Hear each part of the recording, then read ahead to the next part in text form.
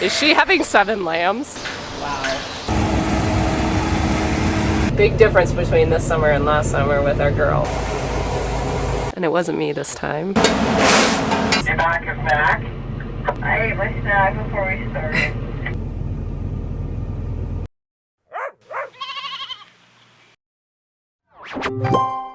Good morning, happy Friday. I think I got kind of a list of stuff I want to get accomplished today. I've already done a few things on that list. Number one being taking Ethan's hay equipment back. It is Friday, we used it Monday. Second thing I wanted to do, hit the bakery right at 10 a.m. because I forgot to pre-order my bread once again this week. The third thing I really need to do is sit down with my last weaning group's information. That would have been Willow's group. And just go over the data that I've obtained between their lambing information and the weaning information, and then just let the computer spit out what ewes stay and what ewes go, and then we will run them through. And what we will do when we run them through is just do an actual physical evaluation. So I will be looking for udder issues, any like lumpy udders that would signify something's happened to the udder, whether it be mastitis or a teat that has been damaged. So usually with that you'll feel a really hard core. The thing about a sheep is they only have 2. So as you are well aware, my ewes typically have 2 or more, and it costs a lot of money to use that nanny, the lamb feeder. So we just cannot afford to have ewes that can't feed at least 2. On the field side, Mark wants to get the buggy ready for wheat. I think he's got a burn pile going right now for all our spring cleanup, the leaves and the limbs and all the things that break off during the winter. I think he's burning all that this morning. And I think this afternoon he wants to work on the knife on the combine and get that ready. So we have a big to-do list. All right, well, I went through the group and it looks like I only have 4 based on data and not on any bias from me. I will do one more quick just scan of any notes that I wrote to make sure I didn't miss any there. It's already 11:30, which means we're almost at lunchtime. I don't think it's worth setting everything up right now, and they are eating. Maybe I will just have a sit down with Mark at lunch, figure out what he needs me for this afternoon, and if I can catch an hour or so, it won't take me long just to run those through, do a quick evaluation and scan their tags and see who stays and who goes. Today I'm not going to put them in a separate pen, I'll just put an X on their back and put them all back in the same pen. Okay, ladies.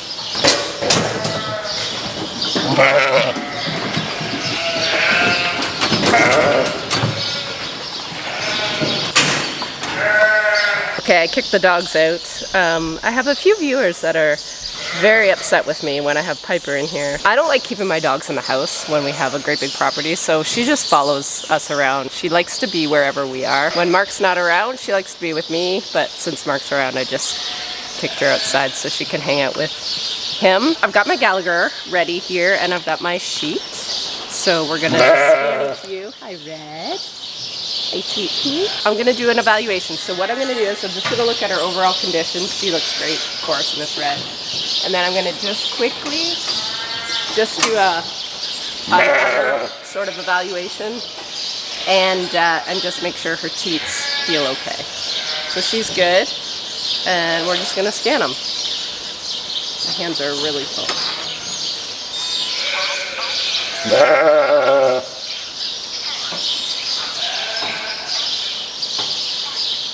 Oh, and when I'm scanning, I'm checking their age.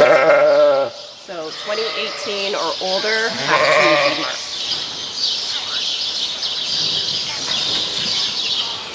2019.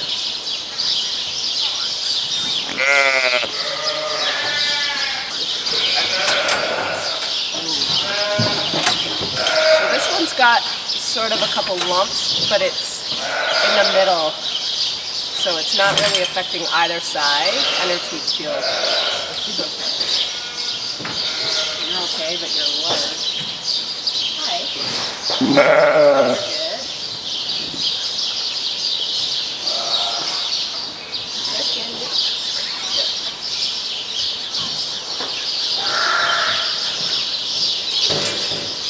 Okay, we have our first one that's aged out. She's a 2018 ewe. Show you what we do here. You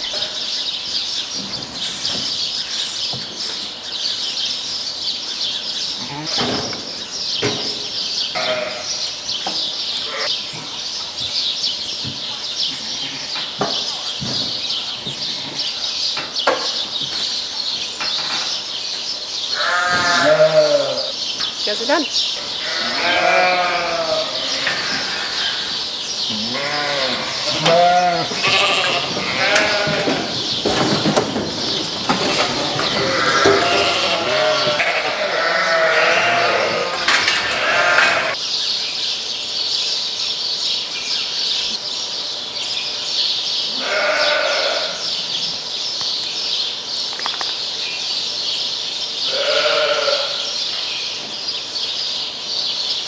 The sheep work is done for the day. So now I'm on Mark's service, and I think I'm taking some recycle back to our local supply place where we get all our inputs. Gonna drop these off. We're gonna pick up more bags because we still have like all last year's jugs that never got recycled because of last summer was last summer. And then we're gonna pick up the combine.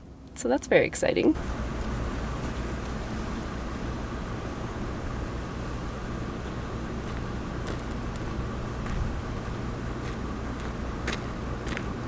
What's the story? Morning glory. Is it chewy? Yeah, but not horribly chewy. Good thing you're getting combine? Yeah, maybe. We might be doing some tomorrow. Are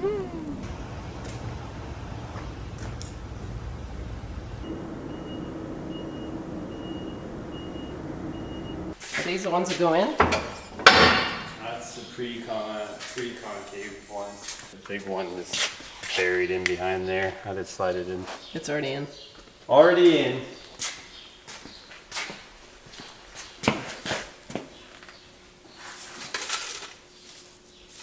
So where do these go up there? Yes. Yes, they do. I don't know how to do all this. I don't know. You just figure it out. Try not to screw up too bad. So all these do is catch all the grain off the concaves and stuff. Okay. And shakes it back to the sieves where it can get cleaned. So normally you can't pull these out of any combine.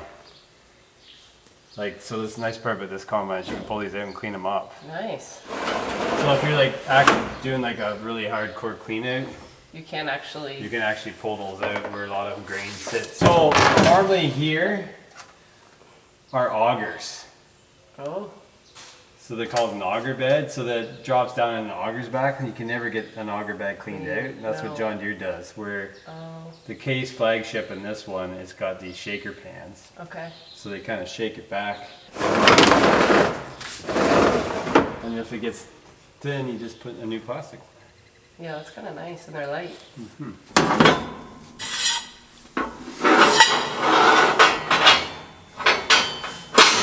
Good morning, happy Saturday. It is a big day for us here on the farm because I think we're gonna nose into some wheat. I'm gonna run down and grab some wagons that are at another farm. I think Jess is eating breakfast, but I think she's on tap to help today, which is really nice. We tend to try to let the kids help on weekends if we can, and then during the week Monty will take over and probably run the buggy. However, he doesn't know that yet because we haven't asked him. There is a chance of rain tomorrow, Monday, and Tuesday, and then after that we have a real clear stretch. So let's hope for a really nice wheat harvest. Wheat is the crop I like the best because I just know winter's not looming, whereas soybeans and corn just seem to be like a bit more chaotic and always feeling like you're in a hurry because old man winter is always kind of breathing down your neck.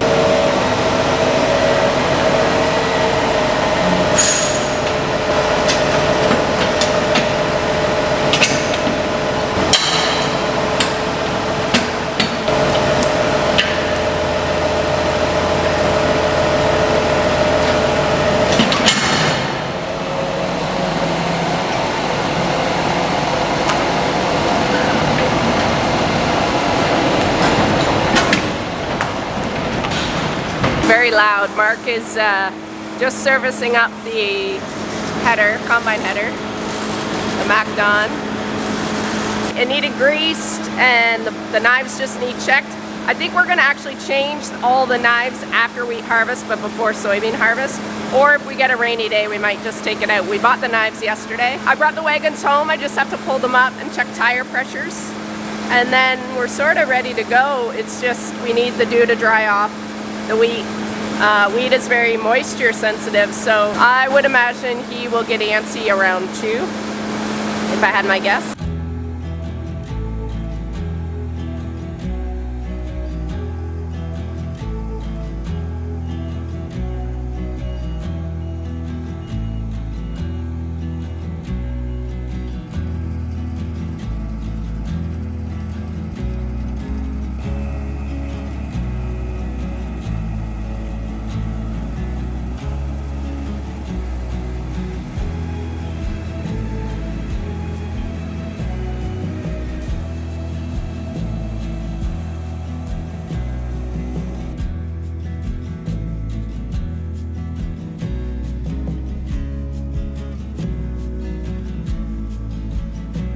Okay, we have officially started wheat.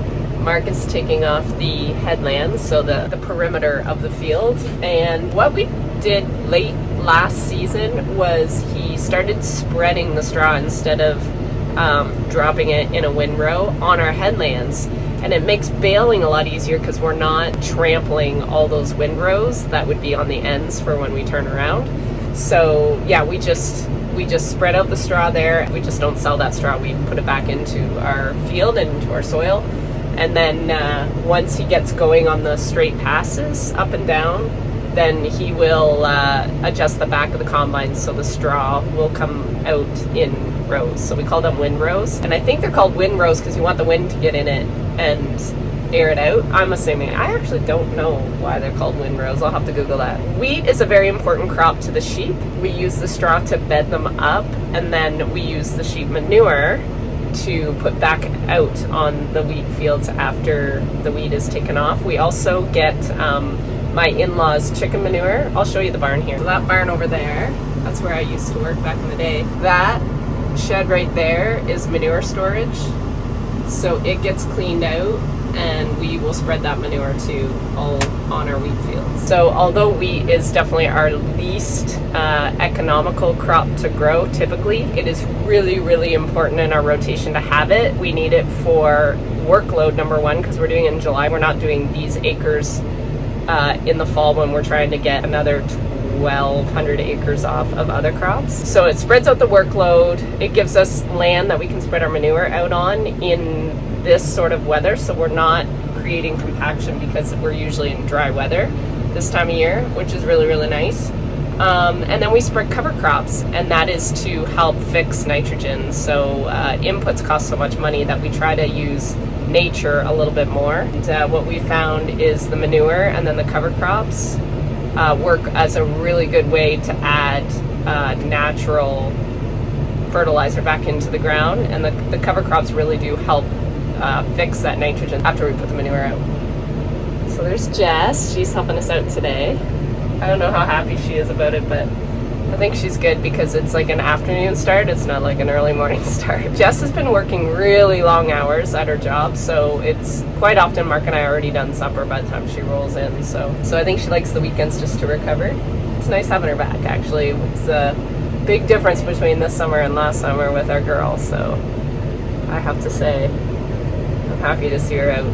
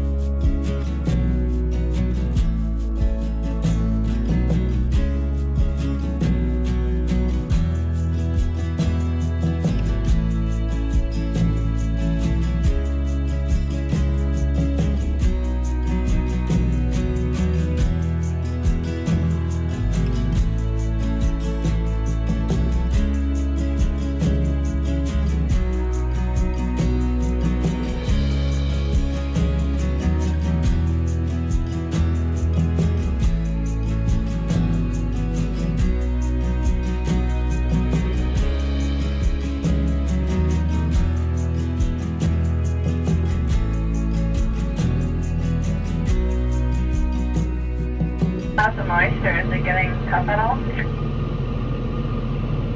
Yeah, starting to. Thank goodness, I'm hungry. Yeah, I was just thinking the same thing. You're back and back. I ate my snack before we started. It's getting pretty late in the day. We typically know when it's time to shut down. A, when we're hungry, but B, the dust from the chaff, it hangs in the air, and it's also almost dark. So wheat is usually you start late and you finish fairly early. Your days are pretty short. So considering this was our first day, it's been a long one, and we've got a good chunk off this field. It's a pretty big field.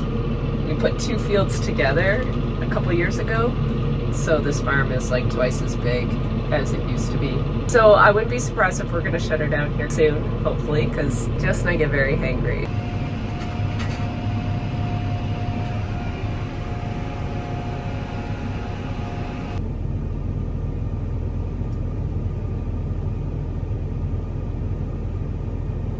Good morning, it is Sunday. Wouldn't be a first day of harvest without plugging the 150-foot leg. So Mark was out here real late last night unplugging her, and it wasn't me this time. I was long done and in the shower when this all happened. He was trying to get the dryer going because we do have some wet wheat that needs to get into here from the overhead, which is up here. And there's a diverter at the very, very top, and we've had issues with it before, and it plugged, and Mark's happy. Am I? Get my morning calisthenics. You sure are. So Mark is gonna climb up to the top and see what we're in for, and then I have to run down here and work the switches. Talk about trying to communicate with your husband from 150 feet in the air. It doesn't work. He thinks the switch is just stiff, so I am sending him up with a couple wrenches and some lube. And how we do that is we tie a pail, fill the pail, and then he pulls up the pail. Hopefully this is all it is, because that's a nice small little fix, and we don't need any service guys out here doing anything on a Sunday, which would probably not happen anyway. Yeah, it was just stiff. Old like me. Just need a little lube. Everyone just needs a little lube for optimum performance. Enhanced flexibility. All right, we got that fixed, which is great. It wasn't a hard fix, just needed some lube. Mark is working on, there's a little spot around our foundation that we just poured that looks like it's eroding a bit with that last big storm. So he's got to fix that up because I think they want to come and do concrete tomorrow or Tuesday, even though they're calling for rain, so who knows. But he said there is a system, there's a band maybe coming this way, and we got to clean up that grain. So I'm going to get started at that.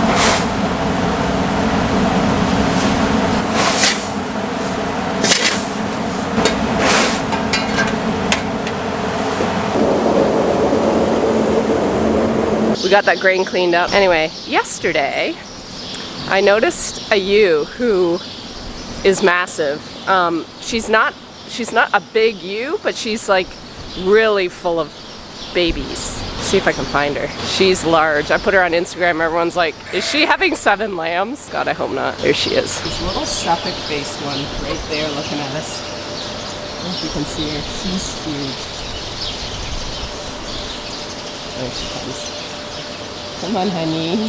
Guys, I know you like the fans, but can we split up here? Kitty lady, just over here. This is the side view. There she is. Wow. Oh, ouch. Hey, Mama.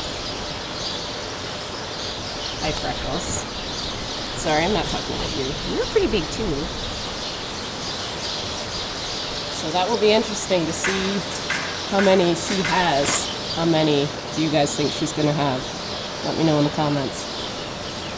I'm going to say 4. I was taking some more clips of her, and I'm like, she's giving me a side eye. I'm like, you remind me of Big Mama. So is this our new Big Mama? Because she's got a lot of the same traits, I have to say. Big Mama had the most perfect side eye / stink eye whenever I was around with the camera. This one's about the same. She's like, go away. I'm pregnant and I'm miserable and it's hot and I'm huge. Just get away from me with that thing. They're all keeping their distance. Probably because of a little black and white doggy. Piper! We have officially made it to day 2 of wheat harvest. We did come here about an hour ago, and then the skies got really, really dark, and Mark said, no, let's go home for another hour or so. So we're just nicely getting back to give it another go. The storms have been crazy today, and they've just started literally down the road. So we can see it coming, and they build and build, and then they start just down the road.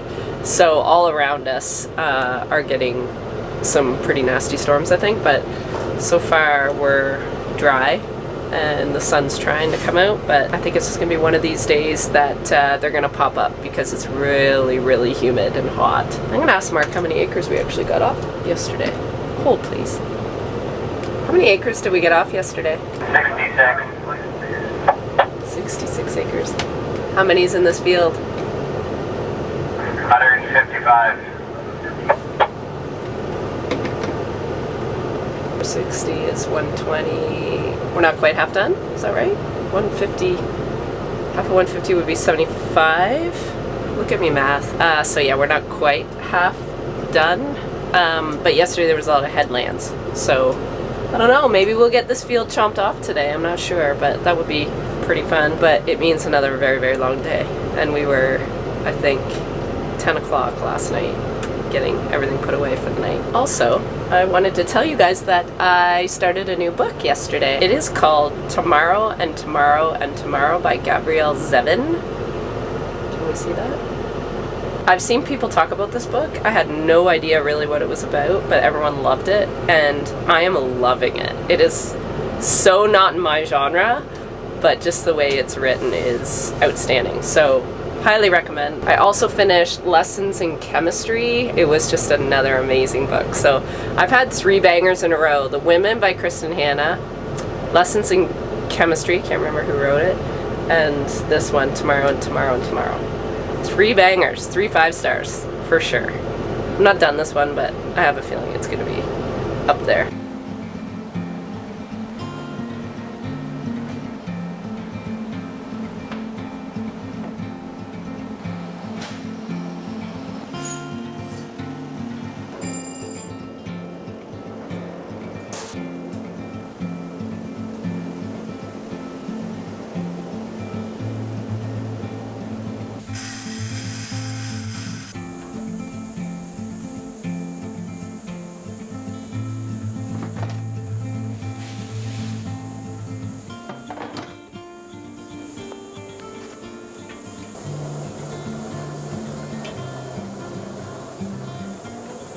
Okay, we are officially almost done day 2 of wheat harvest, knock on wood.